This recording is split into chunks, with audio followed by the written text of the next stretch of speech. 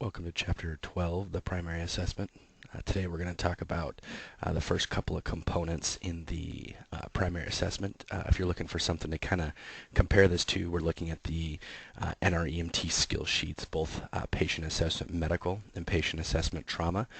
This chapter is going to cover and review everything from scene safety all the way down till your patient priority just under airway, breathing, and circulation.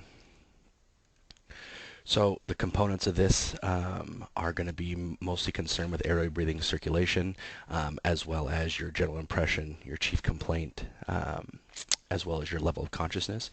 The biggest takeaway point from this to think about your primary assessment's biggest concern is to focus on life threats only. Injuries or issues that you might find that are non-life threats, you can go ahead and save those, note them, and save them to be taken care of down in the secondary assessment, which we're going to talk about a little bit later. But the main component of this is that life-threatening problems. Of course, depending on your patient's condition or how many EMS providers you may or may not have on scene, is going to be, how you work through this. Biggest takeaway points when it comes to A, B's, and C's due to the 2010 guideline changes.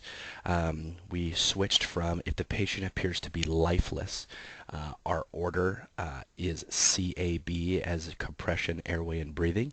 But if the patient has signs of life or you think this patient is alive, then we're going to concentrate on airway, breathing, and circulation.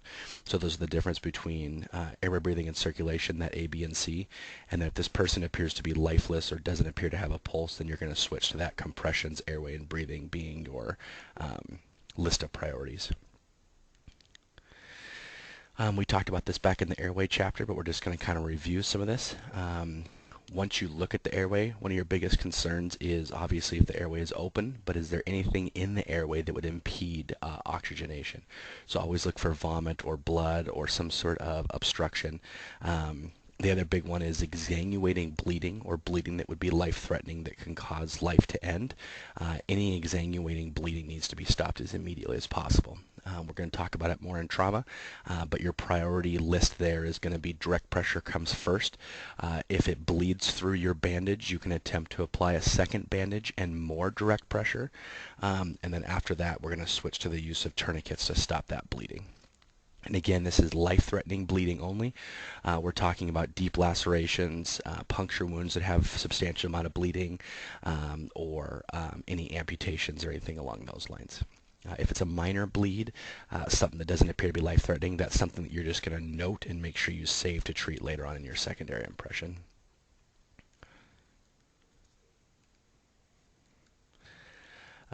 If you encounter someone that does not have a pulse or that you deem the need for CPR, then of course you're going to go along those lines. But if in the case of they don't need any bleeding control or CPR, then obviously we're going to slow down just a little bit, make sure that we address the airway, breathing, and circulation concerns appropriately. Any patient that appears to be in shock or that you deem to be at risk for shock, then obviously oxygen appropriate for that patient's condition. We talked a lot about that when it comes to oxygenation and titrating oxygen to saturations of that 94 to 96%. So utilize that as your guide along the way. Pretty much the steps after we get through that scene size up piece, the scene safety and number of patients and so on that we've already covered. We're looking at these 6 steps. We're going to talk about forming a general impression. We're going to talk about how to assess altered mental status or assess mental status, sorry. We're going to talk about assessing the airway, how to assess breathing, how to look at assessing circulation, and then talk about determining your patient priority. So the first thing we're going to talk about is the general impression. A lot of people refer to this as the sick or the not sick. This is just that real quick 10 to 15 second assessment of what your patient's initial appears to be their initial severity. So what you do is you look at the environment, you take their chief complaint, you take their appearance, whatever position they may or may not be in, any smells or any abnormal sights, all those things you kind of bring in and make a priority judgment based on that. The way we basically talk about this, especially when it comes to the skill setting side, is the look test. You're going to try to take in all of the environmental observations that you have and try to attempt to determine, is this patient sick, meaning that they're critical, or is the patient not sick, which we're talking about not critical. Not sick doesn't mean they don't need to go to the hospital. It just means you deem them not to be a substantial priority at this time. The reason why it says say it out loud is in the skill setting. We talk about doing those medical and trauma patient assessments. General impression seems to be something that students have a hard time verbalizing. Out in the field, we don't verbalize our general impression. It's all done in our head. But in the skill setting, it really, really helps that evaluator understand that the student is processing this information if they say it out loud. The best thing I've ever told students is to describe your initial impression of your patient to your evaluator as if your evaluator was blind. So you're going to explain all those things to him, and we got a picture example here coming up. So in this case, this is a pediatric patient. So initially, obviously, the couple of things that jump out is she does have a small laceration or abrasion to her head, and she's covering what appears to be a laceration or abrasion to her knee. So your general impression in this case might be a real quick assessment of, it appears to be a young female, approximately 9 to 10 years of age. She's on the ground. She appears to be bleeding, but the bleeding doesn't appear to be severe. She's making eye contact with me. I'm going to deem this patient to be not sick at this time, and then you would move on with your assessment. Obviously, your patients that appear to be critical, obviously right off the bat, you want to deem or you want to determine if you need to do CPR or not CPR. If you do decide that you need to do CPR, then getting that AED there as soon as possible is going to be extremely important.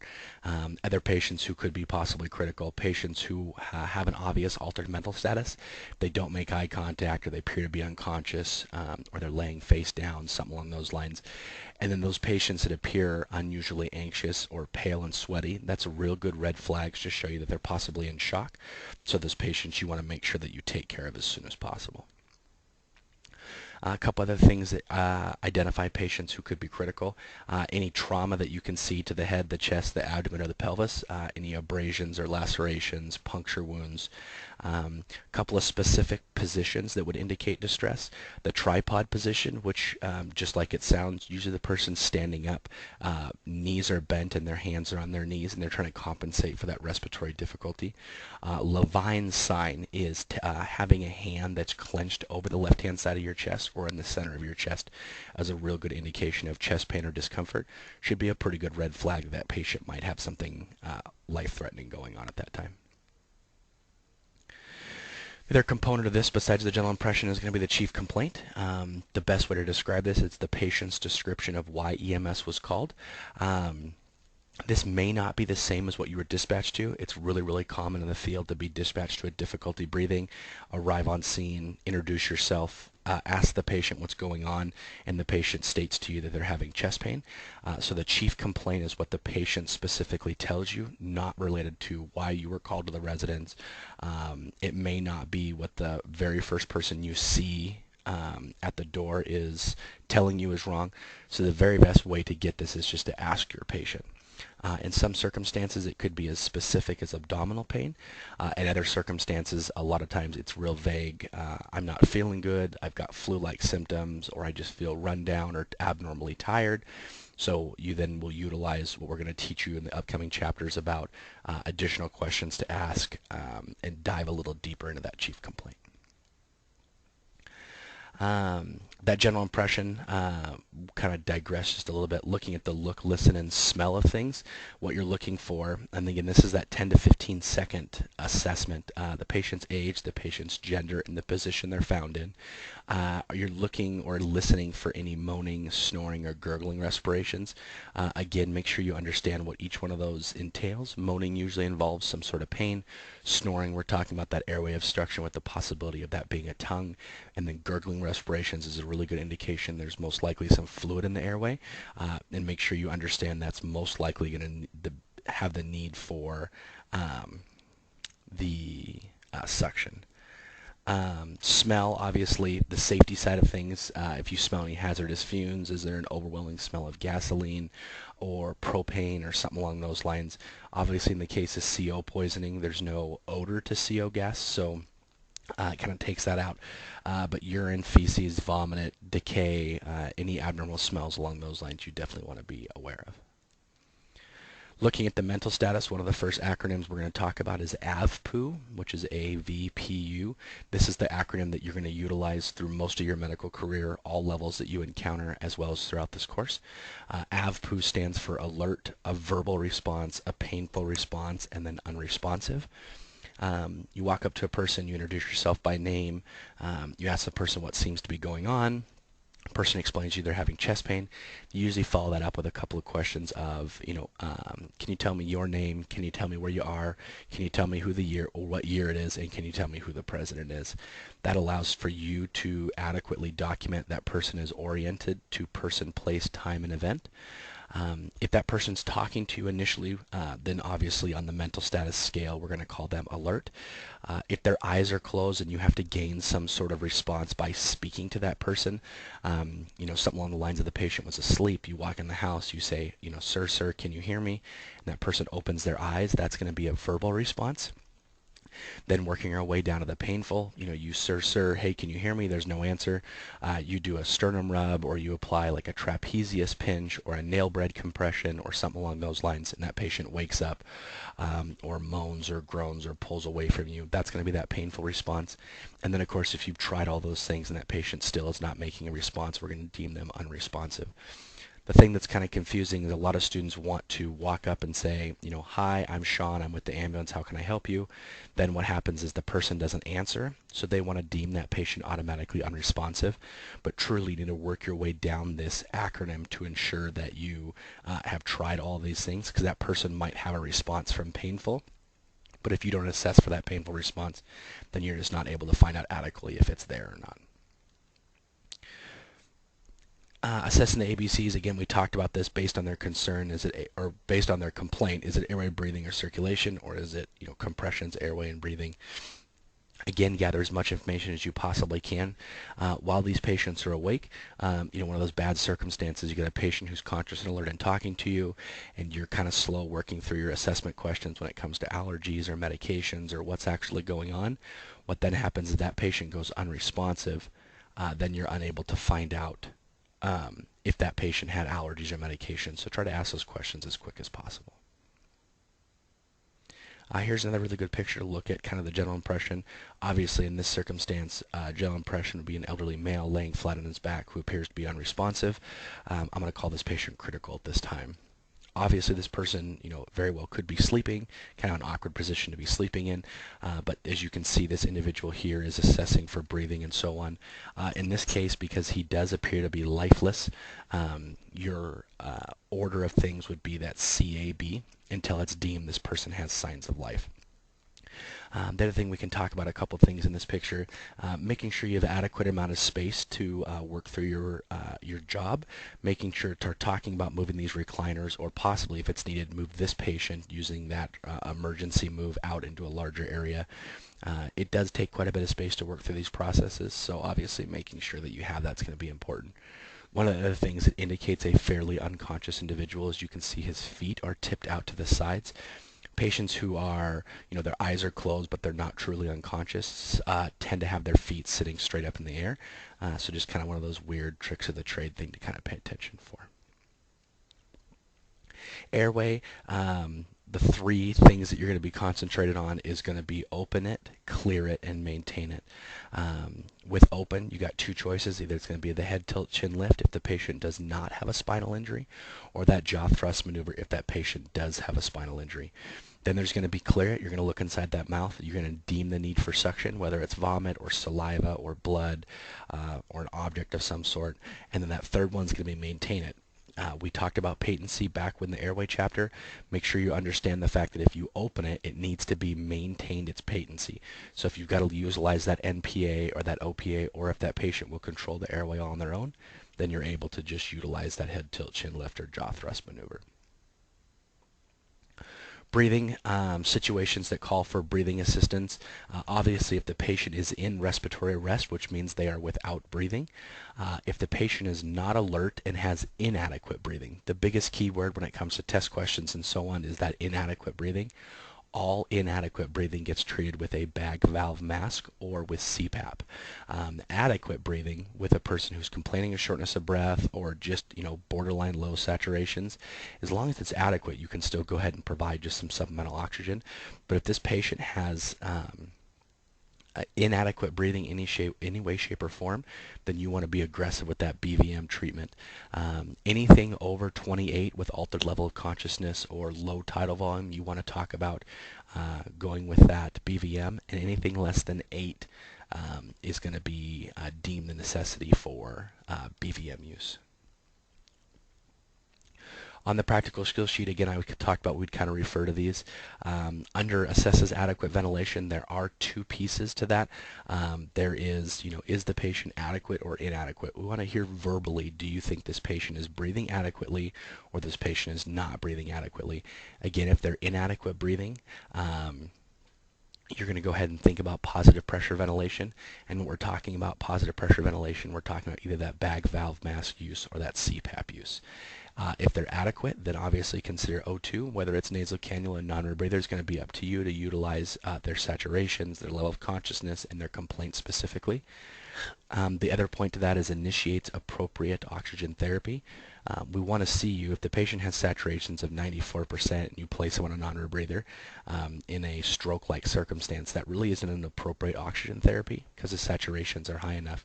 So we want to see you talk about the use of nasal cannula. Throughout that process, if you deem this patient doesn't need oxygen, then we just want to hear you verbalize and justify your reasons for that.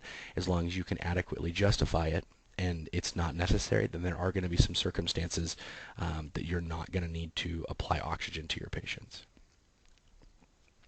Now coming under circulation, they want you to assess the skin color, or assess the skin, I'm sorry. We utilize the acronym CTC, as you can see right here at the second bullet point. That stands for color, temperature, and condition. Color, obviously, we're going to be looking for, is it pale, is it cyanotic, is it red and flushed? Temperature, we're not talking about physically taking a temperature, although that is a good tool to use down in vital signs. It's not what we're talking about at this point. We're talking about taking the back of your gloved hand or the inside of your forearm and placing it on the patient's head. You're just looking for, is it hot, is it cold, is it clammy to the touch? And then condition, we're talking about, is it clammy, is it diaphoretic, meaning sweating, or something along those lines. Good circulation, you'll hear us say WPD, which stands for warm, pink, and dry. That's going to be your normal. Shock, pale, cool, and clammy, or pale, cool, and diaphoretic are going to be real common examples of shock. So obviously this person's got kind of a, as you can see in this picture, has got kind of a purplish tone to him. Would be definitely something you would want to note. In this picture, kind of the magic number when it comes to a lot of things when assessing, 10 seconds is kind of that magic number. When we get into circulation, we'll talk about the American Heart Association guidelines. And the American Heart Association recommends that you never check for a pulse longer than 10 seconds. Normal, or 3 results of assessing pulse. We want to know, is it normal, which is between 60 and 100. Anything over 100 is going to be considered tachycardic. Somehow these bullet points got mixed up. So take note that unusually slow actually is bradycardic, which means it's less than 60. And unusually fast is actually tachycardia, which means it's over a rate of 100. So is it between 60 and 100, or is it over 100, or is it less than 60? Check for and control any severe bleeding. We talked about any bleeding that we deem to be exsanguating. So kind of keep those things in mind as well. Determining your patient priority, treat any life-threatening problems that present with air breathing and circulation as soon as it's discovered.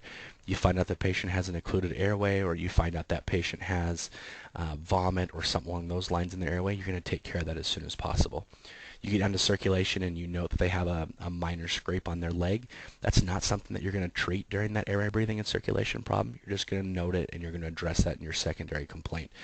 So just make sure that you only address things that are threatening to life during this patient this primary patient assessment.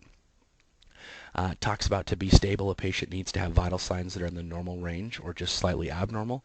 And then again, any threat to airway, breathing, or circulation, either actual or imminent, rules out that stable piece. During your assessment, if you find this patient to be without a pulse, your very first action after that is going to be to begin chest compressions, while your partner or you send someone for help and to get an automatic external defibrillator.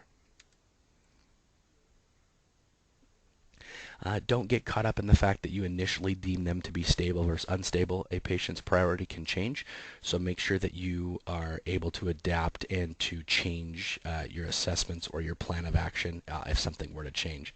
It's always a good idea to have a fairly strong, plan A and plan B and something along those lines, just because of the circumstances where things can change extremely fast.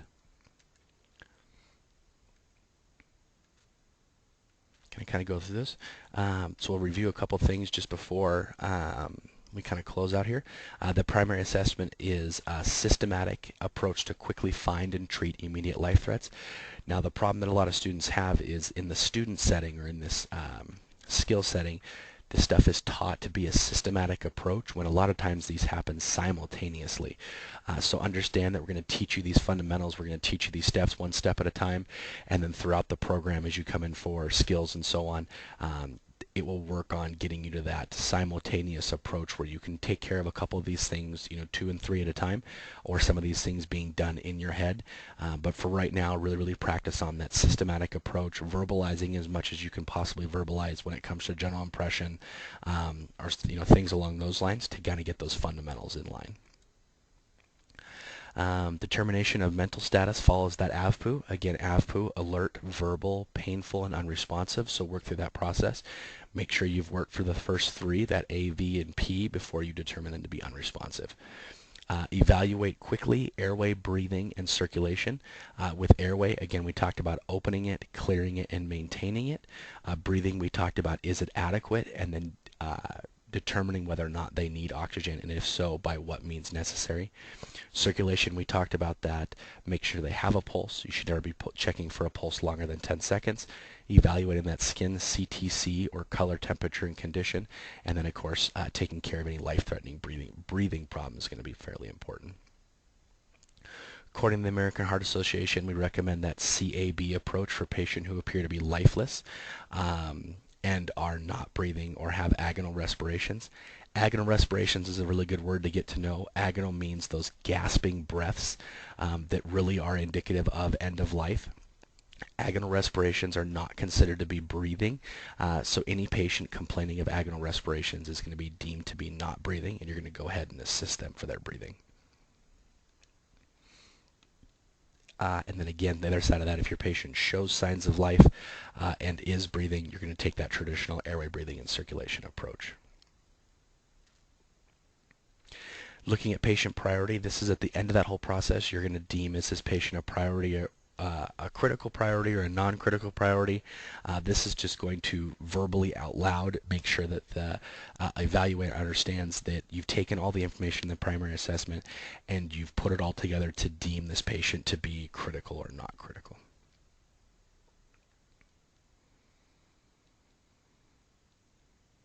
That's pretty much going to be it. If you have any questions, go ahead and post them in the questions section. I hope to see you back for the next chapter.